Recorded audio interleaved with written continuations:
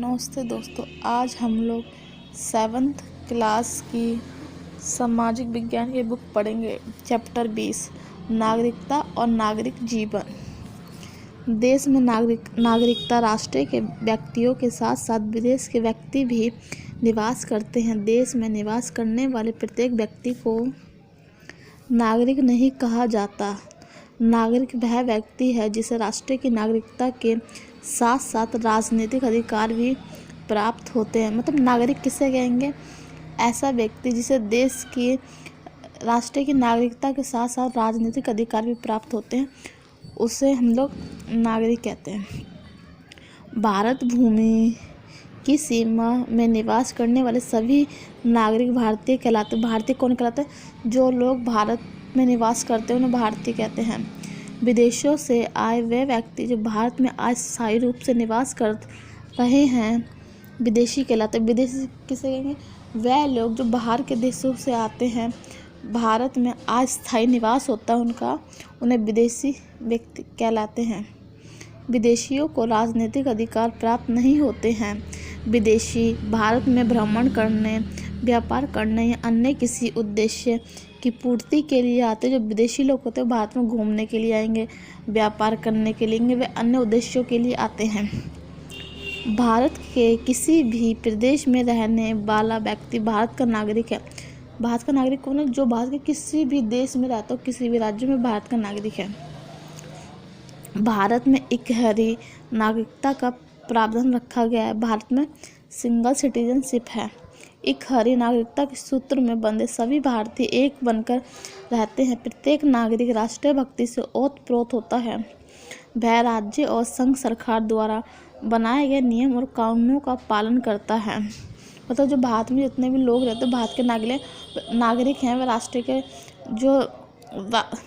के द्वारा जितने भी बनाए गए नियम कानून, सरकार जो नियम कानून बनाती है, संघ सरकार या फिर राज्य सरकार, उसे उन सभी कानूनों का पालन करना पड़ता है। माता पिता से भारत भूमि में जन्मा प्रत्येक शिशु जन्म से ही भारत का नागरिक बन जाता है।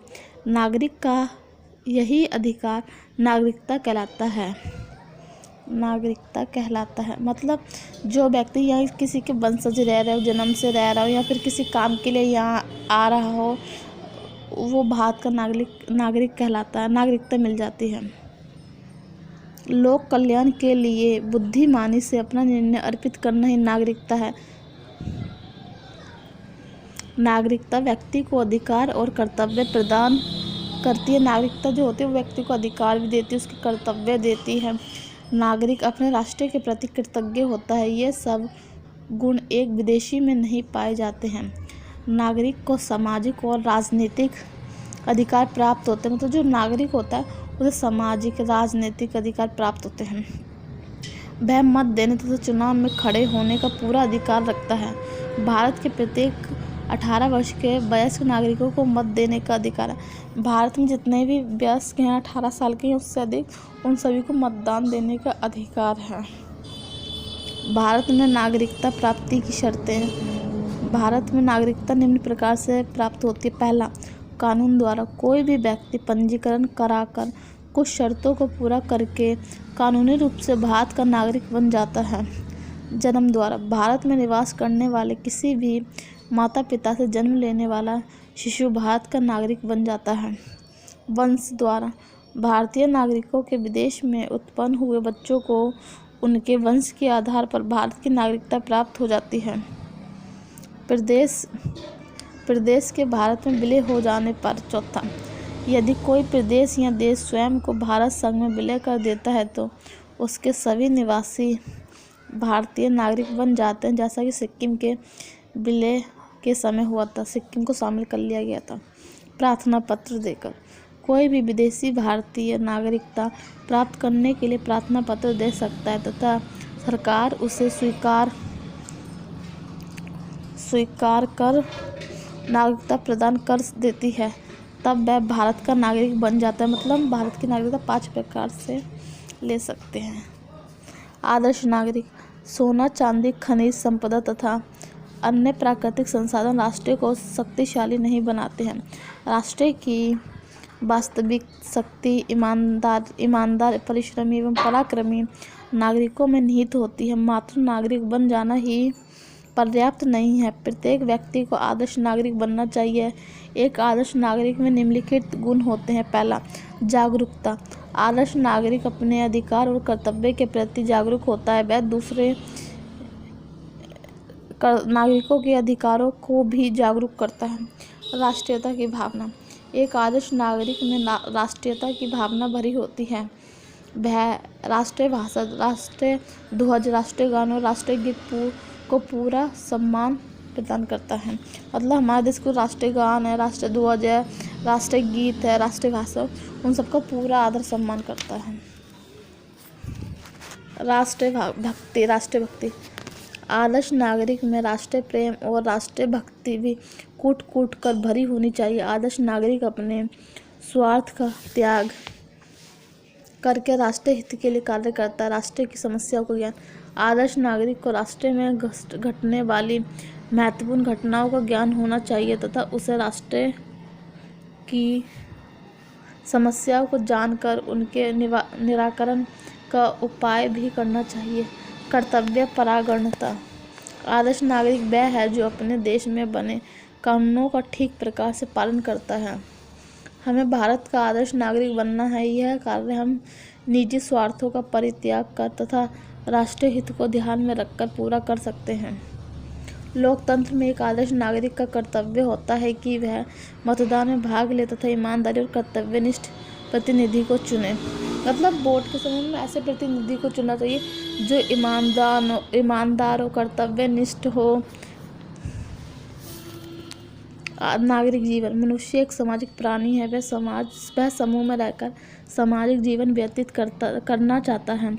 मानव को सामाजिक प्रवृत्ति ने ही समाज को जन्म दिया है। मनुष्य की अनेक आवश्यकताएं हैं। वह स्वयं अपनी आवश्यकताओं की पूर्ति नहीं कर सकता है। इन आवश्यकताओं की पूर्ति के लिए उसे समाज का सहारा लेना पड़ता है। समाज में रहकर अपनी आवश्यकताएं पूरी करना तथा दूसरों की आवश्यकताएं पूरी करना ही नागरिक जीवन है। नागरिक जीवन क्या होता है?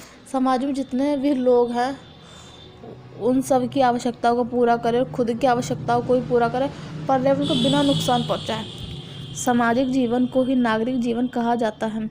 नागरिक जीवन का आधार संयोग, अधिकार एवं कर्तव्य द्वारा बनता है। प्रत्येक व्यक्ति दूसरे से जो चाहता है वह उसके अधिकार हैं, परंतु उससे जो दूसरे अपेक्षा रखते हैं वे उसके कर्तव्य। नागरिक जीवन की संपूर्णता एवं असफलता अधिकारों की मांग के साथ साथ कर्तव्य पालन से जुड़ी है। प्रत्येक नागरिक के अपने परिवार, पड़ोस, समुदाय और समाज के प्रति कर्तव्य होते हैं। इन सबको पूरा करने के लिए उसे एक निश्चित प्रकार का व्यवहार करना पड़ता है। नागरिक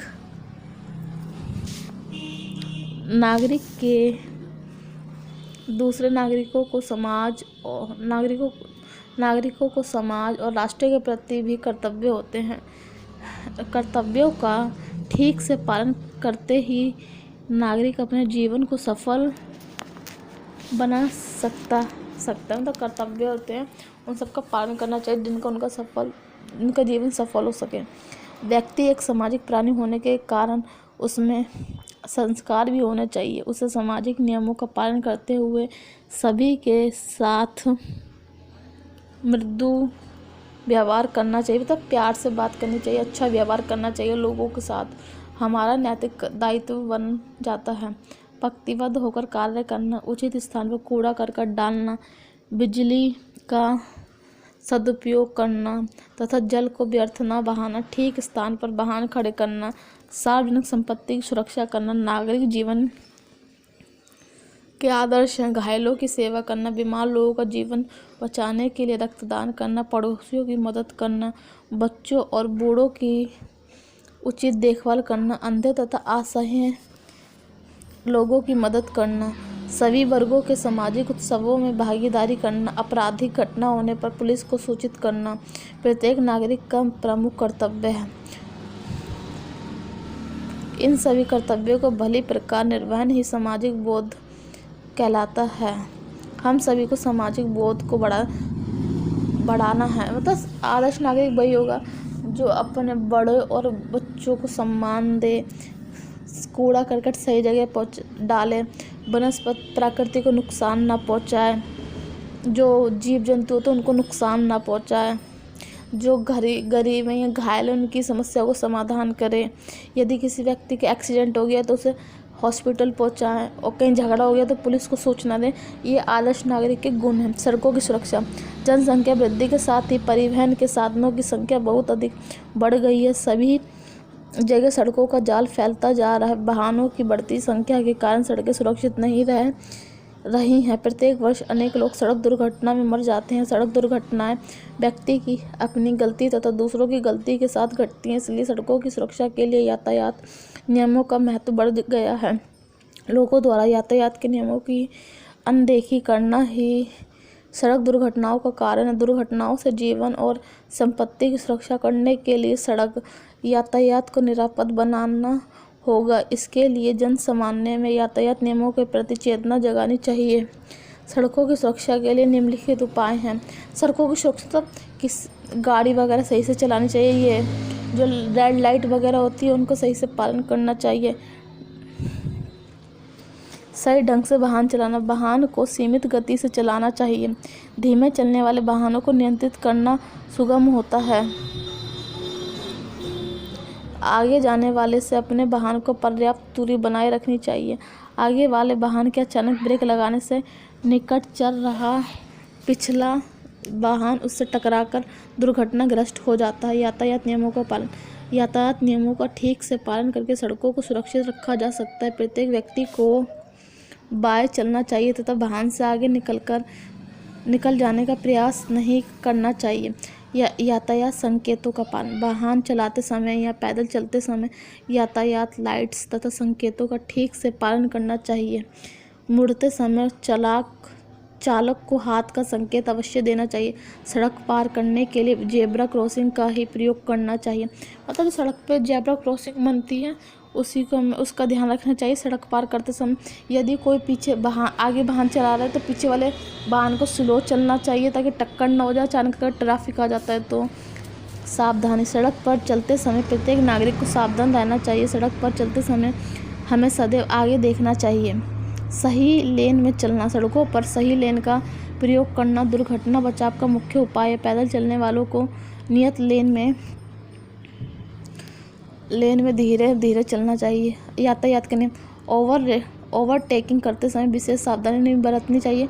सड़क का विभाजन करने वाली पीली पट्टी का अतिक्रमण न करें। रुकने वाली रेखा से आगे अपना वाहन न रोकें। दाईं ओर गुजरने वाले वाहनों को रास्ता देना चाहिए।